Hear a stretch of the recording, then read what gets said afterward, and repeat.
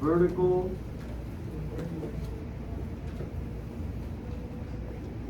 transformations. And we have the extra time too, so we could go like as slow as, yeah. Sounds good to me. Mr. Romantico, man, welcome back. Man. Got your flowers and everything ready or what?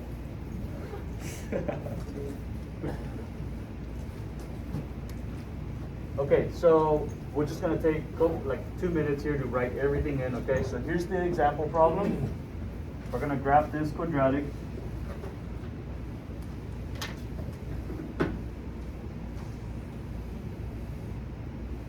Okay, and then we're gonna draw this table. And Oh, yeah, you got too. feels like my mind is still like exiting the previous period. Yeah. There you go. And for our purpose, just because of the problems we'll be seeing, keep things simple and always use these same x values, okay? Always use these. Students always ask me, where did you get the -2, -1, all that? I picked them, okay? This is the ones we're gonna just stick with, okay? Yeah. Can I have a pencil and paper? Oops. Do you need a notebook, Notebook? actually? Yeah. You don't have your notebook from last quarter? Put on my backpack in my mom's car. But you do have it. Yeah. Okay, so I'll give you paper. Yeah. And then just bring the, you still have the book, right? Everything? Yeah, I still have it. Okay. We're gonna need more paper too. Yeah, yes. Here, sharpen it over there, okay? You're welcome.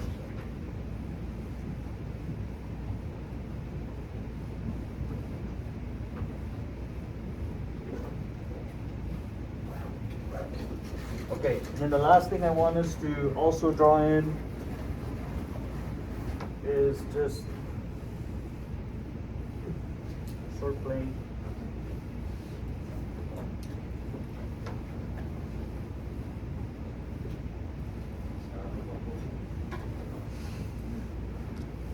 Which one do you want to do?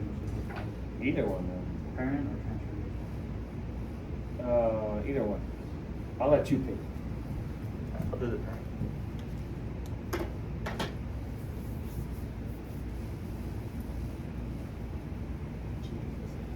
It's like when you see it from the side, you realize how crooked. Yeah, how crooked it can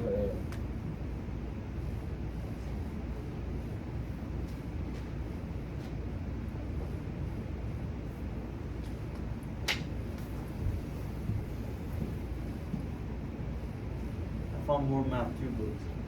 Nice. Yeah. Where? They're one of those boxes. Okay. Alright.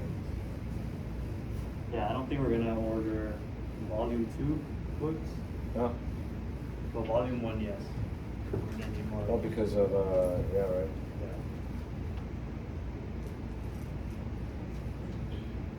Okay, does everybody have? Nope, I still see you guys ready. Okay, take 30 more seconds.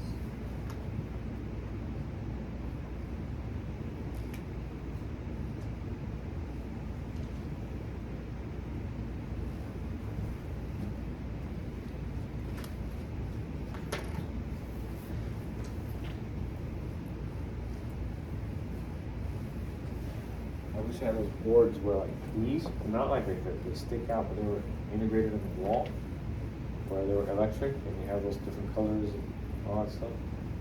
You like the smart boards? Yeah, smart boards, yeah. Well, Freeman said that there was one in here. Yeah, it wasn't all that great though. It wasn't very reliable. I know Sanchez had mentioned that they are ordering new ones. But Yeah. no idea when they're coming. Definitely free up some space, All right, let's start. So, just to review, okay, whenever we have f of x notation, okay, we mean we're going to be plugging in x's, these values, okay, into the x's, okay? So, in this column here, right, I got f of x is equal to x squared. This means x is replaced by -2. So negative 2 squared. Okay? What does the square mean again? Times itself, right?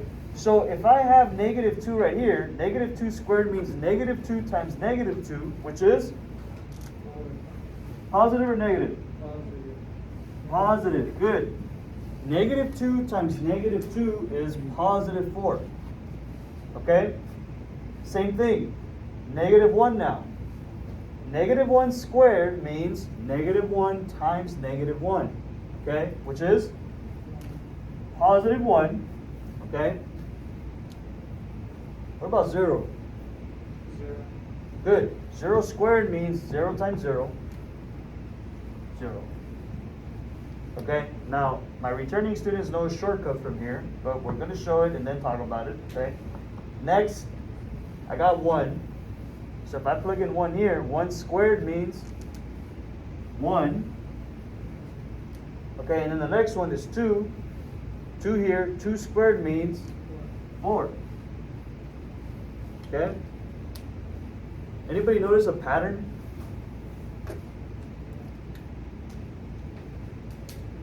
Anybody notice a pattern with the green numbers? Yeah. Yeah, right. 4, 1, 0, 0, 1, 4. Okay?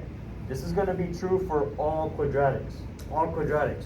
As soon as you find the first two, technically the third one because of the 0, okay? You already know the answers to these.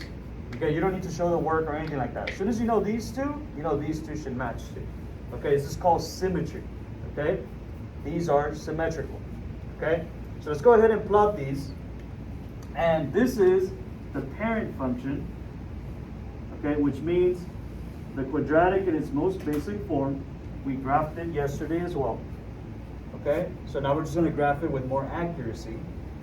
Negative 2, comma 4. Okay, so my x is negative 2, my y is 4. So here's negative 2, and my y is 4. Okay, so there's my first point. Then there's the next one. Negative 1, comma 1. So here's negative 1, and here's positive 1. Okay? And the next one, 0, 0. Push. Oh, no. Just thinking in my head. Okay, then there's 0, 0. And then, here's where the symmetry part happens. I got 1, comma 1. And look, 1, comma 1 is right here. Directly across from that point. Same distance from the y-axis. Okay? And the last one as well. Oops. 2, comma 4. Here's 2, and 4 is up here. Okay? That's why the points have to be symmetrical. If they weren't symmetrical, you wouldn't get the shape of a parabola. Okay, so when you connect these,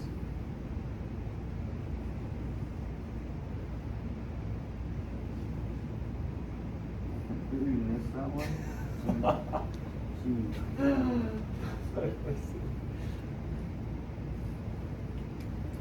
Sorry guys, then I get so excited. There it is. Okay, there's the parabola. That's the parent function. Okay, this is the most basic, right? Basic quadratic function there is. After this, like look at the example. We have plus 2, right? We're gonna see what happens to the parabola now that we have a plus 2 here. Okay, so Mr. Toscano will walk you through this one. And please ask questions if there's a part you don't quite understand. All right, so we know that when we plugged in the x value for the x squared, we got these results, right? Those are, our answers. So this one, this function right here also has the x squared. All right, that means that for this part right here, negative 2 squared is going to give us 4 as well, right? But we're going to what? Add 2. So what's 4 plus 2? Well, that's 6. Did I lose anybody? All right. Same thing with this one. All right. negative 1 squared is 1 plus 2, that's going to give us 3. We can say the same thing for 0. 0 squared is 0 plus 2, that gives us 2. Now we already know that when Mr. Calderon explained that these two are going to be the same value here, right? There's going to be 3, 6. 1 squared is 1 plus 2, 3. Same thing with the bottom. Now that we have those, I'm going to go ahead and plug in the coordinates, okay? So we have the x value negative 2 up 6. So I'm going to go 1, 2, up 6. 1, 2, 3, 4, 5, 6.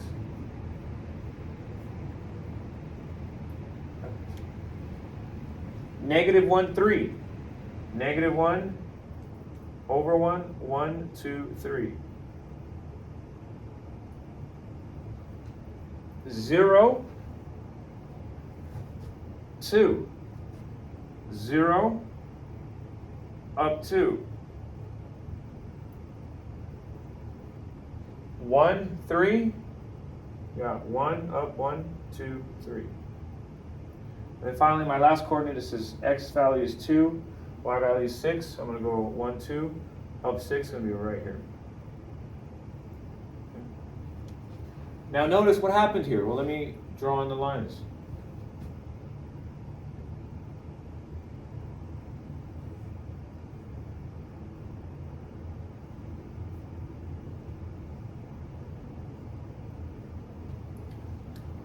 Well, let's see, for some tickets here. What happened? Well, the shape of it actually didn't change. It looks like it. That's because of our excellent penmanship. But look, if I were to take I'm going to get down here. The shape, right? It's actually the same. You see it? Same. It didn't shrink, right? It moved up. The way you're Yeah. All it did is what? It moved up, right? So you see here, it moved up by 2, right? Same thing here. Same thing here. Okay.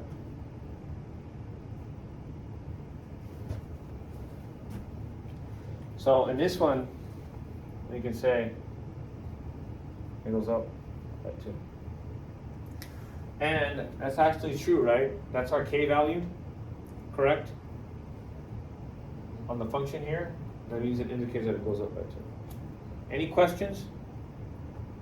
Did I miss anything, Mr. Calderon? No, right? I think you got it. Pretty good. Any questions? Make sense? So in other words, when we have x squared plus or minus a number, we're just talking about taking that green one, the original one, and either moving it up or moving it down, okay? That's all that's happening. So for example, just a quick check for understanding here. If I had x squared minus 4, what can I expect the green parabola to do? It's gonna go down, how many? 4, okay? So it'll be somewhere down here. From here, it'll open up, okay? If I have x squared plus 10, what would we expect? It'll go up from here to wherever 10 is at, and then from there open. Okay? Is that clear? Alright. With that said, now you guys will practice this. Okay, so in your books, turn to page 233. And you're going to do numbers 5 through 8, okay? 5 through 8. Now, pay close attention before you start working, just to avoid any confusion, okay? You don't need to do the middle column, okay? I do want to see the table, but you don't need to do the middle column because this middle column never changes, okay? So you don't need to graph the parent function, the green one, okay? What I do want to see is the blue column, that's the problem that they're telling you to graph, okay, along with the blue graph. Does that make sense? Yeah. Because I had students doing the full table and it didn't fit, right? And I'm like, no, you don't need to do the middle one. Okay, but just to be clear, you don't need to do this one, but yes, on the blue and the red. Okay, and use the same X values I have here, okay, and then find the graph. Okay? All right. Look at number 5, everyone.